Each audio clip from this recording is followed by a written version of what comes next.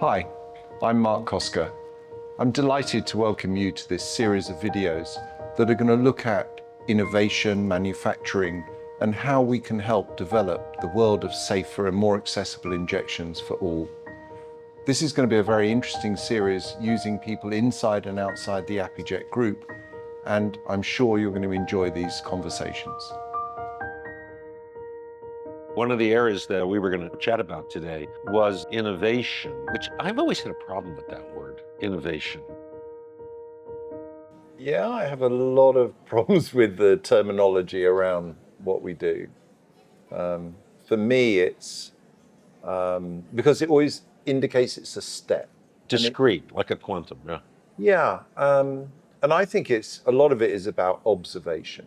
It's about a cumulative string of observations that come together and sort of make a picture.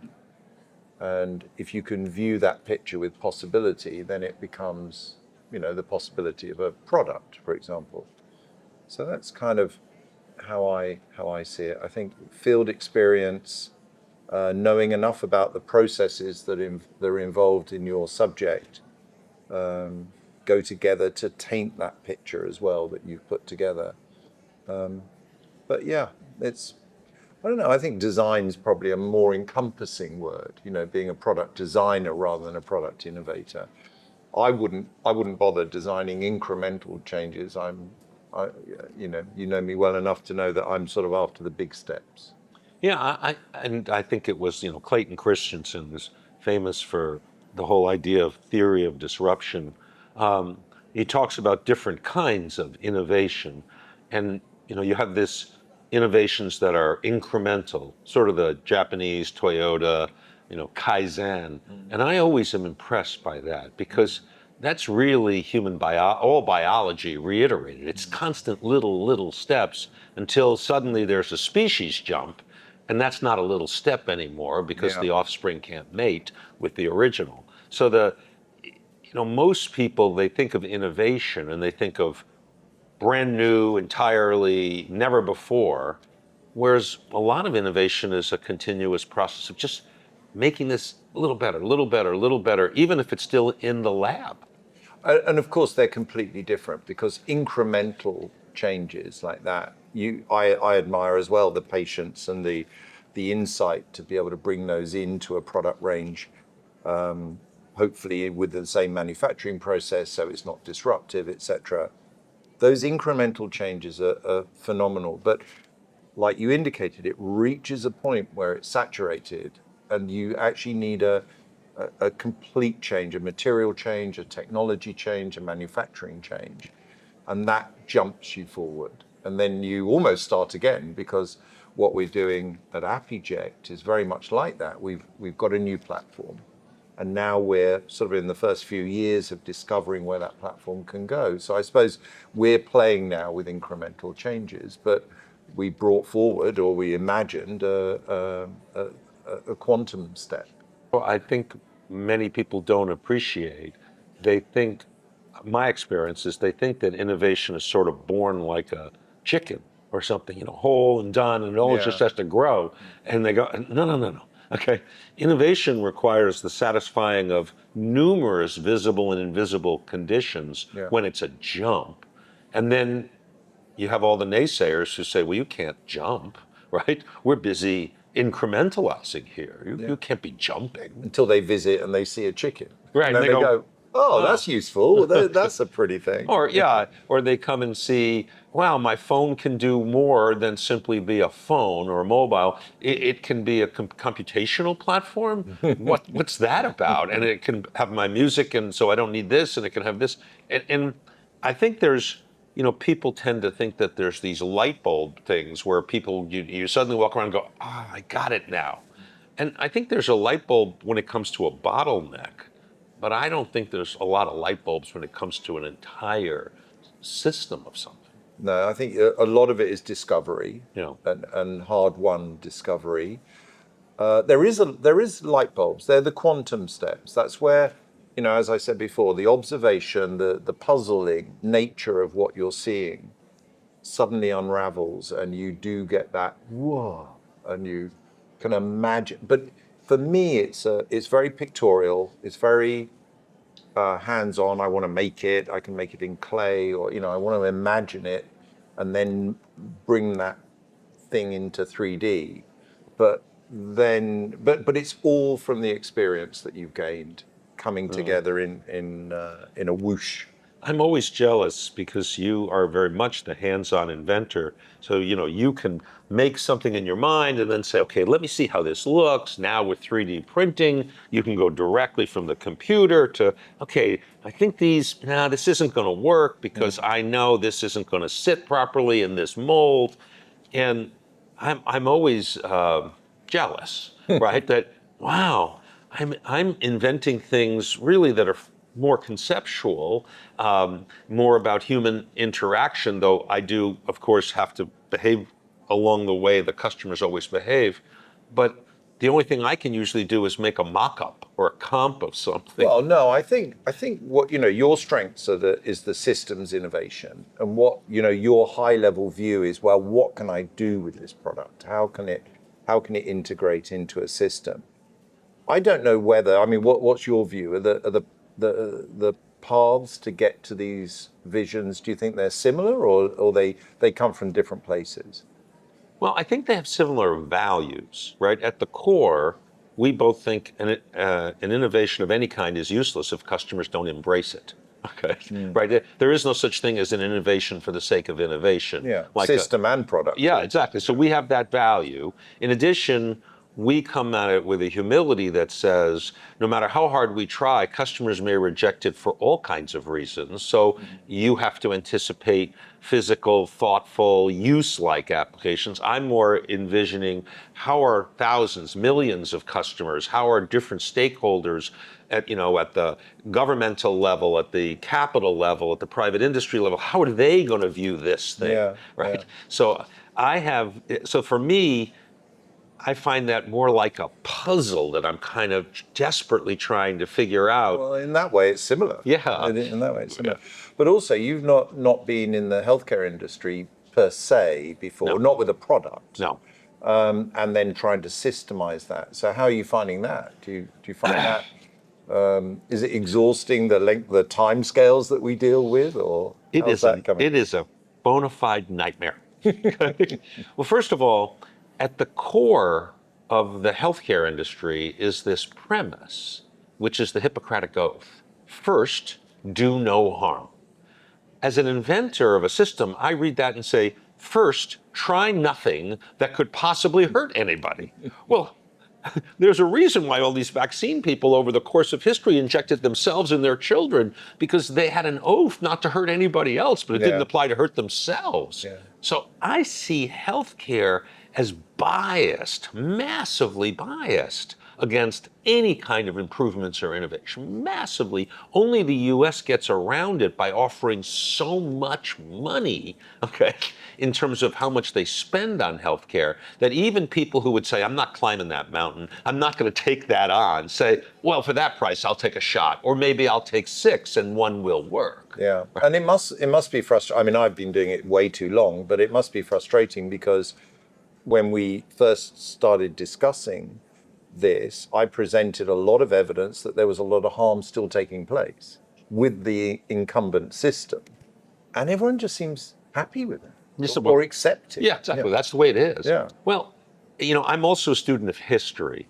which helps me a lot. All right. As a student of history, I see the patterns that we're experiencing, all right, in the world all over again historically. Nobody thought the atomic bomb was going to work other than a handful of physicists that nobody could really follow. Right? Everybody else was an expert saying this bomb won't go off. When you look at the breakthroughs in medicine or in health, and often they're against the tide. You can do an innovation on your mobile with an app, and you can have 100 million users in a week on an app. I mean, that's exactly what happened with Threads, right? They went from 0 to 100 million, or ChatGPT. Yeah. So that is the world I like. I like it when you can get fast market. You can't, of course, have that in healthcare. And you've got this new thing that I've never really worked with, though I've one other industry, which is regulatory. Okay. So I'll often say to the team, can we try First, do this? no harm. Right, first, well, you can't do that because that's regulatory got a problem. I go, well, how can I find this? Well, you can't do that. The regulators will never go for it. And I actually feel for the regulators, right? They're government employees who are not rewarded for bringing new innovation to market. Sure. So the only thing that can happen at the FDA is somebody says, well, you did your job, the product works. On the other hand, most things fail, but the FDA can't have all those failures. So if it lets failures through, they all get hauled up in front of Congress or they get blamed for not having caught the failure. What a terrible cross purpose, because there are good people, of course, at all these agencies, and yet you can't ask somebody whose career is on the line to say, you know what? We'll take a risk. Yeah, this is worth the risk. Okay. So do you think we'll ever see that opening? Do you think we'll ever see that easier pathway to trying innovation or encouraging more innovation? Or there probably is enough, but it's just falling outside the regulatory. No, we're going to see it outside. What's really happens, I think, in historical terms, is everything moves away from the regulatory structure. And that's true if it's banking, it's true for finance, it's true in medical. It's just, it moves out of the range. They invent around it. So you're seeing that with data on the internet, right? You're seeing that with medical records. You're just seeing a lot of innovation in the data layer as opposed to as much innovation in the physical product or even in the drug layer. However, where it's really going to change on the medical side is in drug design. Obviously AI changes all the rules on drug design. You'll be able to computationally simulate the human reaction with a high degree of fidelity, whether it's the proteome, the genome, the microbiome, the transcriptome, all those omics that most people glaze over. All that is all digitally.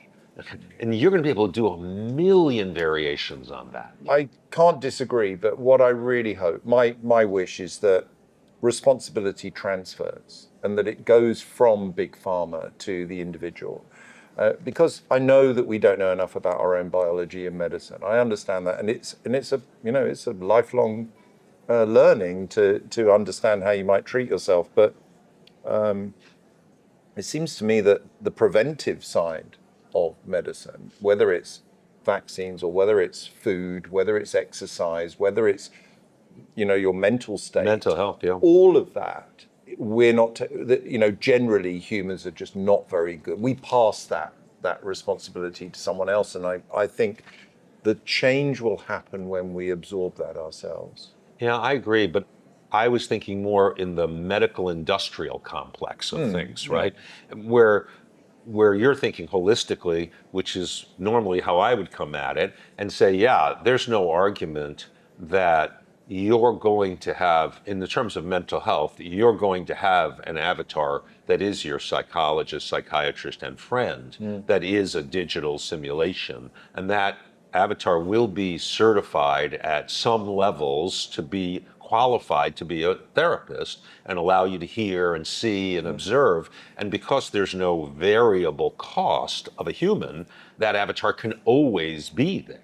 And I think people have had that for a long time, certainly in religion, where they felt a relationship with a higher power, or a dogma for exercise, or yoga. Yes, exactly. So I think I think at the leading edges we're seeing that. The amazing thing about the digital revolution is you'll be able to not only access all the world's knowledge, but you'll be able to put it into a simulation that is so good that it literally fools you. It's the reason people cry at movies, right? There's nothing real happening on the screen. It's all a made-up story, and you're crying. Yeah. Okay?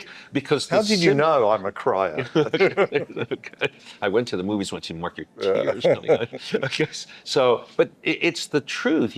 Your brain constructs so much of the reality you feel. Right? I mean, very little of it is a flame on your hand, so to speak, where the brain is just simply saying, yeah, that's there. You're hurting. Right?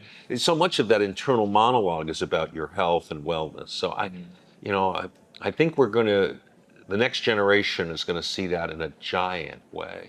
So to finally, what do you think we're doing at AppyJet that's the most exciting for the future? Not necessarily commercially, but for everything, for benefits to patients and to the industry as a whole. Well, I'm excited about everything. Like, that's unfair. That's true, I'm actually. excited. You always I am you excited always about jump up and down. everything. But if I had to pick a handful of things, the first thing I would pick is innovation in injections and liquids has been stuck for 100+ years. Stuck. It would be like we were all using payphones or something. Right? It's just been stuck.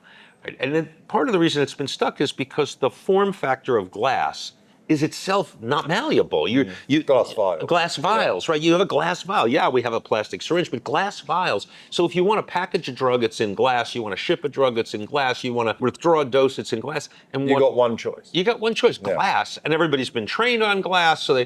And the irony is the plastics revolution has come to every other industry, I think, but injections. Yeah. Now, obviously, with plastics, we're entering the world at a time where most people think of plastics as cluttering the oceans and killing the fish.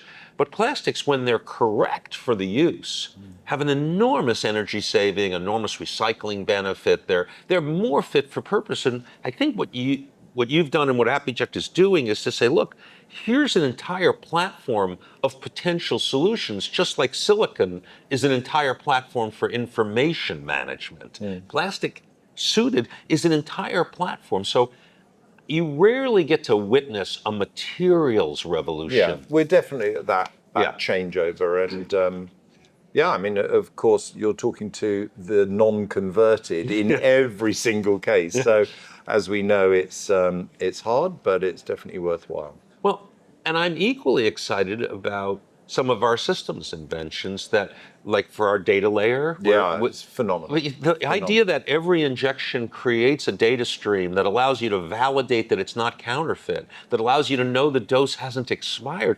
Think of all the lives saved, that it's not even the wrong dose. Yeah. Think of the misdosing. I like the example that we use where we say, you could, if there was a pandemic situation, if you went into a village because there was a fire, the fire brigade would be able to know, the fire service would know, 99%, vaccinated. So therefore, we can just get on with our job. We're not looking over our shoulder for someone. So the data layer is exciting.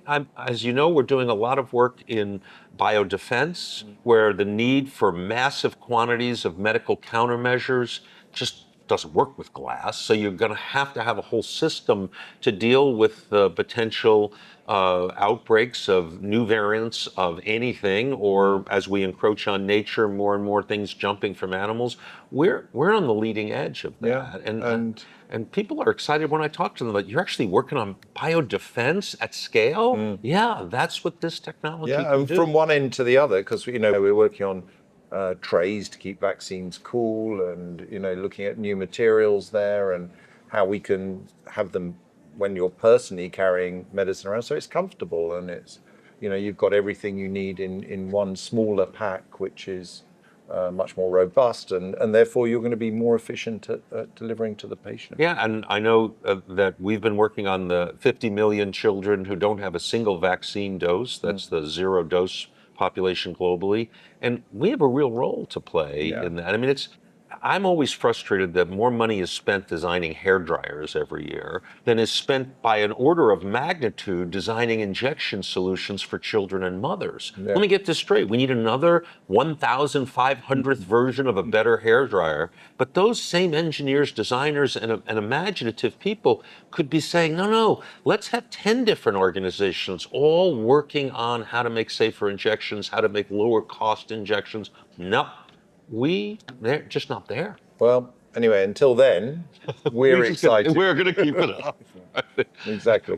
You know what it is? We're going to be an overnight success in another 10 years. Yeah. Right? It just shouldn't I'm be looking more than forward to another. People will say, obviously that was going to work, Mark. I mean, that's what everybody's all excited about. You created. What are you complaining about? Jeez.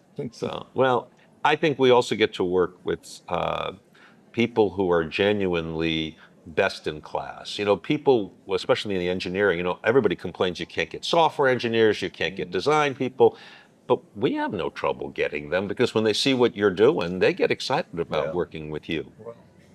So far, so good. Excellent. So, Mark, I don't think many people outside of global health know that you've already had a first tour of duty in the syringe And area. the scars to prove it. Yes, Yeah. exactly. You've already been a pioneer once. You know, most people at Pioneers don't go back for a second tour. So when we first met, I think one of the things that made such a big impression on me is that you had already invented uh, a new type of syringe for which nobody wanted it. So, how did you persevere when people kept telling you, we don't really need this, Mark? Yeah, I think that comes back to the observation thing as well, because I had read this prediction that one day HIV would be spread by the reuse of syringes. That sentence didn't compute. How can you read that sentence and not go, what? And it was a prediction in an article back in 1984 when the HIV outbreak was really being mediaized and written about all the time. And I felt that, at my level of experience and education, that maybe I could be a product influencer, and looked at syringes. And it was actually the looking, the studying of all the different areas from, where does plastic come from? How's it refined? How's it packaged? How it's sent? How do we make the tools? How do we use those tools to mold the plastic into the components, etc., all the way through that life cycle? And the knowledge that they were being reused, that really made an impression on me. So when the bad times came, which were many and various and had lots of different characteristics, you sort of rely on, well, this sounds grandiose, but if I don't do it, who is going to do it? Number one. And actually, when there was competition, I realized that my innovation, my product, was easier to manufacture, lower cost, and didn't need training. And that meant that it probably had a better chance than ones that needed retooling, new machinery, new training, and were more expensive. And so you sort of hold fast to that, because that observation bank that you've stored away, what you've seen and felt by viewing these horrible scenes, which you don't want to see again, you don't want to happen again, build up, and you sort of, that gives you a resilience, I think, to one, stopping or abandoning the project, and secondly, it gives you the determination to find other ways around to solve problems as you come across them. Well, I don't think most people realize just how crazy they thought you were.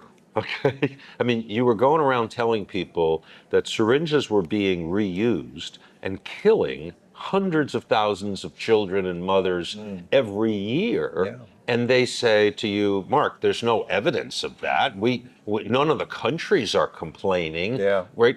You must be wrong. Sort of a gaslighting. Mark, you must be wrong. I mean, we have a lot of gaslighting going on today Yeah. when it comes to COVID and COVID protocols and safety, where everybody says, oh, you're safe. And yet you uniquely kept fighting, saying, you're all wrong and I'm right. Yeah. Well, I didn't see we've now gone on to sell billions of these syringes, and luckily a lot of them through UNICEF, which validates the authenticity of the benefits of the invention. But a lot of the time you're relying on what you have seen, not what you want to see. So you probably don't know the exact way forward. But because you've seen this terrible situation, and one of the reasons why you get gaslighted is because the people who say no, that doesn't happen, haven't witnessed the situation. And secondly, the results happen months after. So if you get infected by HIV, it could be 3, 6 months, 12 months Could be later. years before you know. Yeah, exactly. HIV is late. So how do you tie that to that incident? But of course, if you see enough unsafe situations, you sure enough go, wow, this is a problem. And I wonder if a product would be able to solve it. And what I loved about that project, and still do, and I love about AppEject, is the product innovation is fantastic, or the product design is fantastic, but what social change does it bring? What awareness does it bring to the patient, to the mother of the patient, to the son of the patient? What awareness does that bring to, do I need to, as I said before, take responsibility for what someone puts in my arm? Or do I trust doctor as all-seeing, all omnipotent, and won't do me any harm? When we're back to the Hippocratic Oath, I guess. Yeah. Yeah, I think there are enormous social implications for telling a medical establishment, especially in lesser developed countries, that I know you have a degree and a white coat and all this education, but I actually have a role to play in understanding what's happening, despite the fact I might not have the level of education that allows me to fully understand. You know, you said earlier about observation, and you've come back to it several times.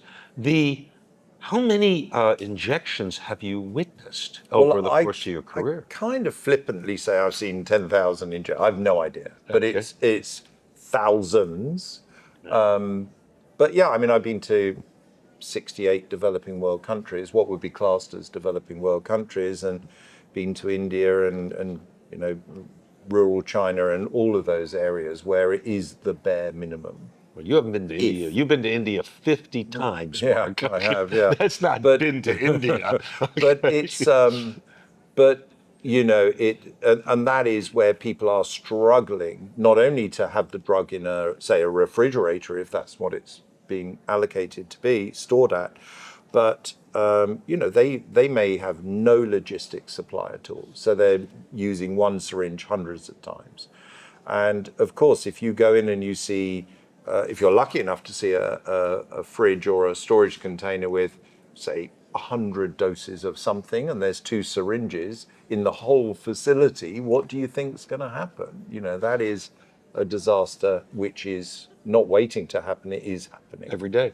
Yeah. Yeah. So it's a little bit like the straw in a Coca-Cola, or Coca-Cola being opened in front of you. You know, if you're a tourist and you Right. go to somewhere and, you know, the Coca-Cola would be over. In New York, you probably wouldn't, oh, they bring an open bottle of Coke. You would trust Yeah, that it's it's real Coke. fresh and Right. it's real Coke, and Right. Yeah. no one's refilled the bottle.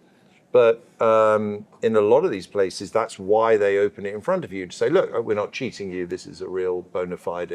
We're really overcharging you for the actual Coke, not Yes, overcharging you for a for fake fake Coke. Coke. Yeah, Okay. yeah, Which there are plenty of countries that are very good at yeah. that. And it's really interesting, the injection process itself, as an aside, because it's not challenged. Whereas you see children being pulled back and chastised by their mother or father for running across the road.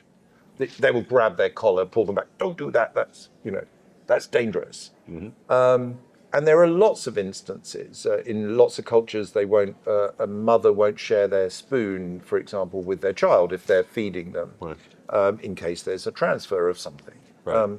There's hundreds of things that you see where socially acceptable to be safe, to be caring for the other person, but then you come to a syringe. I mean, of all things. And you say, And no. oh no, I trust the process. And of course, you know, we know through whatever it is nowadays, 1 point something million deaths a year as a direct result of unsafe injections, that, you know, our role is going to be important. Well, you know, so having been unpopular before, okay, with the UN, WHO, and a few other alphabet soups, and have prevailed, why didn't you just sort of quit and say, hey, I had enough? I did, you know, I've saved millions, 10 million lives with the technology I pioneered in the syringe industry. And you know, I've done well doing that. So why a second round? The syringe had a magnificent influence and result and change to the industry, but it wasn't the whole thing. So there was more work to do, is the short answer. And what I, you know, the overriding drive here with Appiject is that we're trying to increase access. We're trying to get an injection in someone's arm. It's not, could it look sexier or could it look prettier or does it differentiate for different customers, which of course we can do all of that. It's, does the end result mean that we are giving more injections to people who want them or need them? And that's actually the bottom line. Now, the syringe, my previous syringe, delivered what was being delivered more safely. It didn't increase the amount of delivery. And that's what ApiJect is about, is making transport easier, logistics easier, measurement, so that then we can use different delivery methods. For example, self-administration, where you don't have to measure, which would be a block. And that allows for increased access, as I've said, and that is what we're after. We're after making, there are 50 million children now post COVID and lots of logistical nightmares and supply shortages, etc., of components and commodities. There are now 50 to 70 million children who haven't been vaccinated at all. And vaccines are set up for up to 5 years of age in a sequence. If you miss out a couple of years, you're out of sequence, and those drugs aren't, as back to regulated, those drugs aren't regulated now to be given to 7-year-olds. Right. Their immune systems are more mature, or they're not getting the scheduled boosters. We've got a problem coming, but anyway, we're working on it. Well, I think a lot of people in the modern age can see into processes they could never see into before. I mean, you can take a tour of the Tesla factory on YouTube, right, or any place you can see. And I think that as more and more young people see things like ApiJect, small groups of 80 people who have come together to solve really big challenges and present new choices to industry, new choices to regulators, new choices to governments, they're going to say that and go, you know what? I want to do that in another area. My folks had this issue, or we need this in mobility for the developing world, or we need, and I think part of our job here, and you asked me what I was excited about earlier, was inspiring. Without role models, people don't know they can do it. Yeah. But when you have suddenly a role model saying, let me get this straight, these guys went and did this, and this, and they worked with regulators, and they worked with pharma companies, and they still succeeded. Hey, I can do that too. Yeah, well, I hope so. We're happy to share the inspiration as it is, or as such it is, to as many people as possible. Well, we live in a world where sharing doesn't seem to be the problem. We got the sharing part completely out of control. That's true. That's true. Now we need to share things that are inspirational and positive social benefits, as opposed to things that have less than positive social benefits. I mean, medicines, vaccines, CRISPR has just opened up a whole new, and why should we deny that to anybody? So that's, I think, what our mission is here, is to give better, healthcare to anyone who's willing to have it. Yeah, I mean, even things as simple as 3D printing. You're going to 3D print prosthetics all around the world. That means anybody who's lost a finger, an arm, a limb, a foot, even a leg, you're just going to print a replacement that fits perfectly, right, at a cost that everybody can afford, because the cost per hour of 3D printing a high strength plastic suddenly means carbon or mobility to somebody. Just in that area alone, and we use, as you mentioned, we use 3D printing to create continuous iterations, so it can come from your mind down to a computer screen, to a technical drawing. And then we usually go, no. Well, that's perfectly normal. Like any artist at work, you throw away a whole lot more than you use, and you try to throw away things early in the process. I have the same problem on the system side. You'll get everything sort of saying, I think we got this, and suddenly we go, yeah, but these people are going to hate it. Yeah. It's like, or you meet a genuine expert in that field, and they go, you missed this bit. It's like, that's actually how they say it is, but it's not really who they are. Well, I know that you're working on some really big things, and quite often, you make the comment, I got to start again. When you ask me, do I think it's harder or easier? to innovate in healthcare, my first answer was, oh, you got to be kidding me. Okay. Right. I think I've started 60 businesses and only one, I've never wanted to start a business that was regulated in any major way. Yeah. And of course, I have a business in the casino industry. The most regulated industry makes healthcare look like a joy, Wow. right? Because they take your records for the last 10 years and then you pay them to investigate you. That's the kind of fun you have there. Ouch. Okay, yes. And then, healthcare. So, but I'm an outsider and I haven't tried. This is my first foray. So I'm at that stage of life where even if I fail, I won't live that long with those scars, right? So, but you started young. So when you look at innovation in the healthcare space, how do you think about it in terms of difficulty? Well, I mean, healthcare is set up as a 20-year cycle. So you got to pick your moment to enter in on a particular product. The problem, as you know, is that there's huge investments made in manufacturing any of these products or manufacturing a drug, for example. And, companies logically and quite rightly want to pay back on that and to make a profit, and that builds in a natural life cycle. And the blockbuster drugs that we hear about that make billions of dollars a year, a few. There's a handful. There are not that many. So there's a lot of R&D spend. There's a lot of risk-averse decisions being taken, and that means, as a result, that the life cycle of change in medical is probably as long as any other highly regulated cars. For example, I'm thinking tree farming. yeah, It takes about true. 20 years to grow this tree, but then you Yeah. can cut it Oh, down. we got the wrong one. Yeah. Exactly. But essentially, yeah, I mean, I think that dictates the pace, and the investments are really high. So, and people therefore are risk averse. It's pretty natural the way people act in the pharmaceutical and medical industry.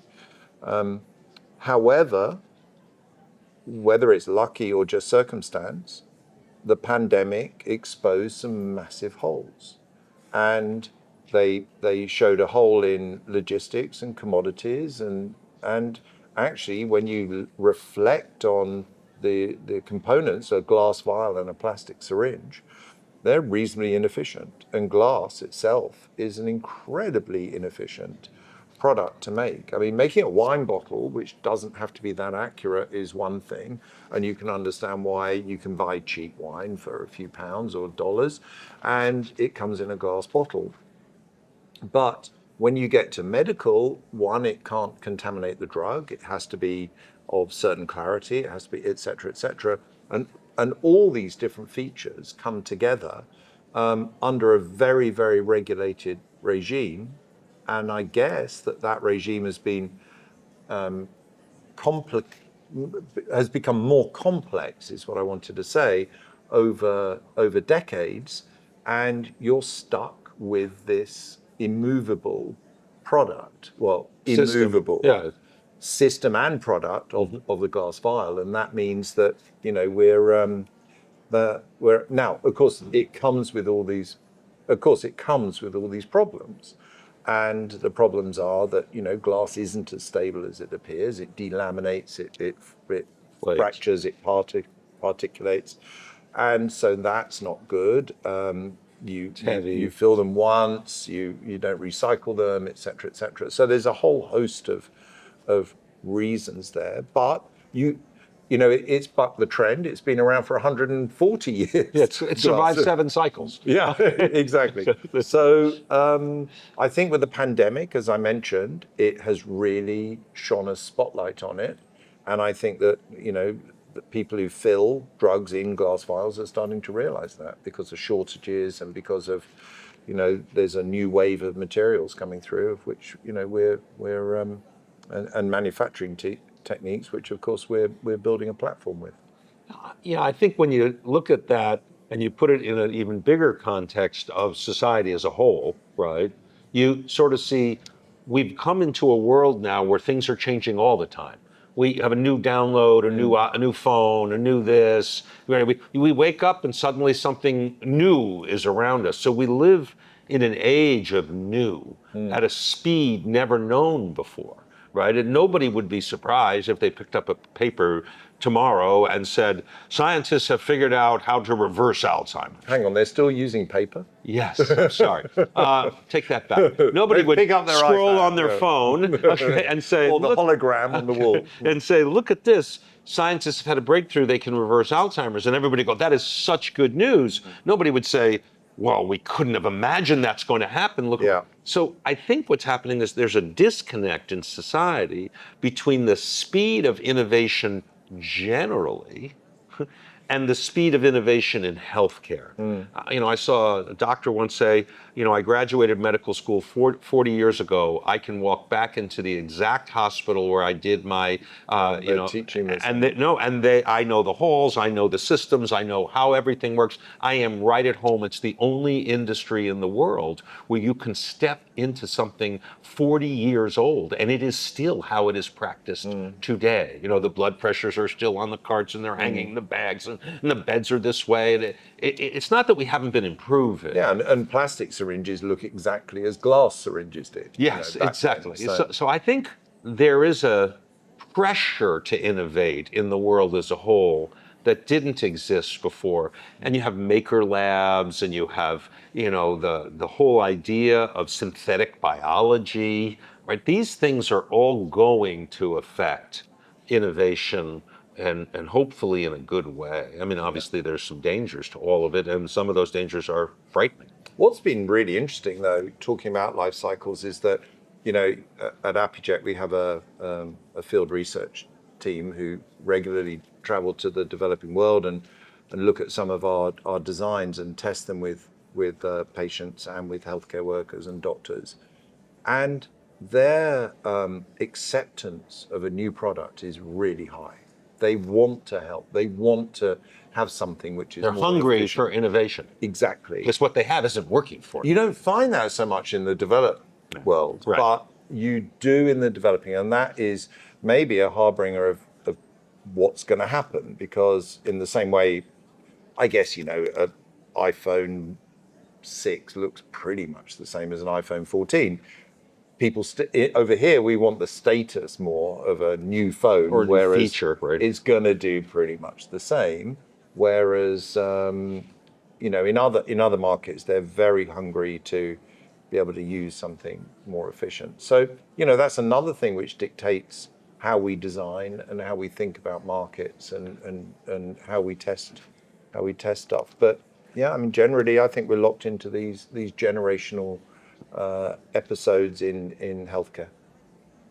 So you mentioned something that I think people would be interested to hear about. We don't often talk about it. We're a young company, a couple of years old, and yet I remember the day where you got on the phone with me, or actually on Zoom with me, or Yeah, of Teams, course. and you said, because there was no more phones, and said, talk about rapid change, look, we need to have a field team in field offices who go to the developing world and actually take our prototypes to customers in that areas of the world to hear what they have to say. And of course, that's not an insignificant cost. And I said, wow, I thought we had developed Yeah, I this. thought you knew what you were doing. Well, it's not so much that. I just said, I thought, isn't that a little much? I mean, we've really have your experience and all that, and do we need that? And I remember talking to the CFO after you explained it to me, that, yeah, we're going to need to have field teams to go out and show prototypes, Yeah. not of the whole product in some cases, but of just ideas or pieces of it to see how will customers use it. And I got to say, we've got to be one of the few startups, tech startups in the world Yeah. that go down into the bottom of the chain, which is where the ultimate users are. And I don't mean that in any pejorative way, Sure. right? And suddenly we need to listen to them. I thought we were the ones who knew the answer. So Yeah, I mean, most of the time we're testing features. Actually, we don't. I think in a way it's a bit arrogant to say, "Here's our finished product. Yeah, we right. know everything. We know what you want." And of course, there is the angle of people don't know what they want, but testing features is a really interesting project that we're allowed to do here at Appijet, and gives us incredible insights into things that we think important that they don't, that others don't, or the other way around. Often, oh, why doesn't it do this? And that, if that gets asked a number of times and you dig deeper, you find out why people are asking. I mean, a lot of field research, human factors testing, has been proven to be false. People just react the way they think they're meant to react. Yeah. And so you kind of you go off on this little magic carpet, Yeah. and it's not real. But our field research, the volunteers that go out are incredible because they're patient enough to keep searching and searching and searching to make sure that the answer they're getting is genuine. And very recently, we learned something incredibly important, which I think is a very big steer for a feature that will probably become very common in a lot of our designs. And can't say what it is, but it's every now and again you get a jewel, and that jewel could be the turning point. Well, I've noticed that when we send people out, they're people with a lot of global health experience. So they know what they're looking for. It's sort of like sending a nurse into a ward at a hospital to observe. And the nurse comes back and goes, okay, let me tell you what they're saying. Now let me tell you what they're doing. Now let me tell you what they're really frustrated about that they won't say because they're afraid, or they're afraid of their job. But we also send inexperienced people. We send non-healthcare people because they have a fresh view and see how those correlate. As you know, we've got some very impressive, healthcare professional people on the team, but we've also got some young guys who haven't had that experience. And listening to both sides is absolutely vital. It's really, really interesting. Yeah, I think it comes back ultimately to a humility question, right? If you feel you're the designer or you're the product purveyor and you've done all the work, you really only want to have people confirm that. Okay. Yeah. I want you to tell me how great it is. Okay. Yeah. Would you tell please me how great I am? or my team is, right? Yeah. Right. Yeah. Versus, we went out there. They don't like any of this. Okay. And it's like, okay, they don't like any of us. Do you know why? Well, they think that color is unlucky. Okay. The color. Yeah, the color is unlucky. Okay. So that matters when you're distributing things to hundreds of millions or even billions of people. You're not thinking. It always amazes me that soap powder for washing machines has different, the same brand, right, but different look in lots of different color in lots of different countries, and of course that's an example of that. How people react, or one thing means clean in one culture doesn't mean clean in another. I think we have another problem too that you put your finger on when we were talking the other day, which is because the Western markets, specifically the US, is 50% of all the healthcare dollars spent in the world. Shocking. Okay. Yeah. All right. And then if you throw in Britain and the Japan and the Western economies, you've got 80% of all the dollars spent, and it's 20% of all the people. You as a business person have to go where the money is. You have to design for the US market, because if you don't, you can't get enough penetration in the other markets. Or credibility. Right? So, and yet we have started in our history to say, no, we're all about access. We're all about global, ability to use.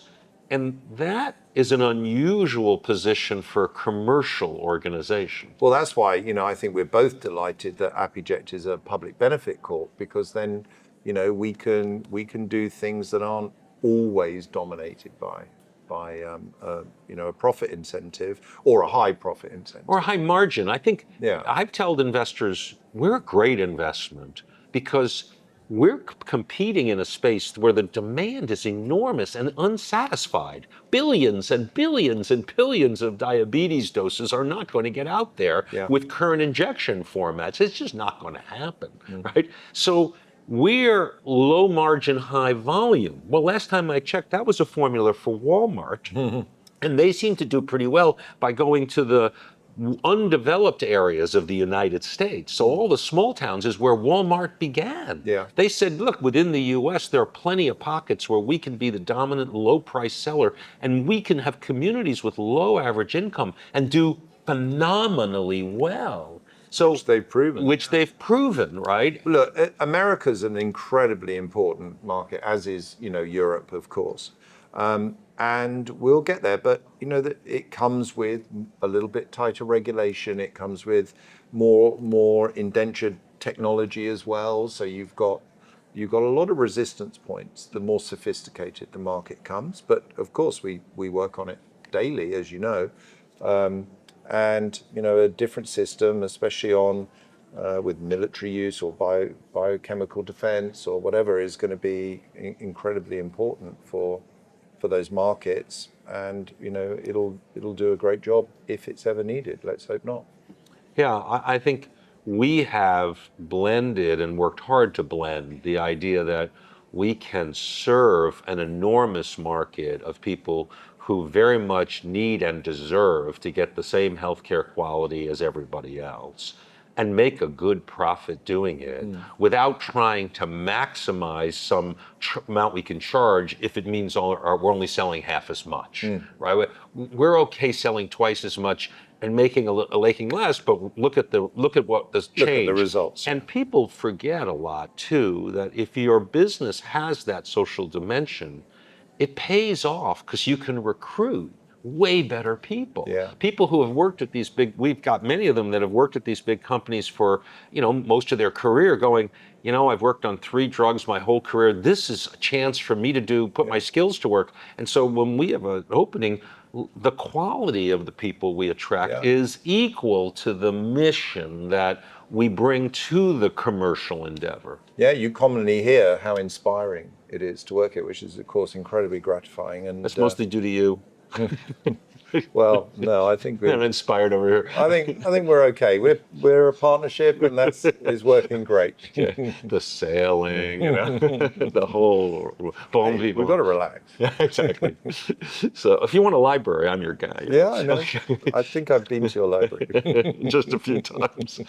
Well, I do know that as we look for great people to join our team, we're always mindful that we need people who believe in what we're doing and believe we can make money doing it too, which means we have the discipline of the market, we have the discipline of customers. We need pharma companies to understand and like what we do, or we won't serve them. We need regulators to trust that we're doing it by the rules, and we're thinking broadly, despite the fact we're thinking about much more than the UK and the US market here. And we've got licensees too.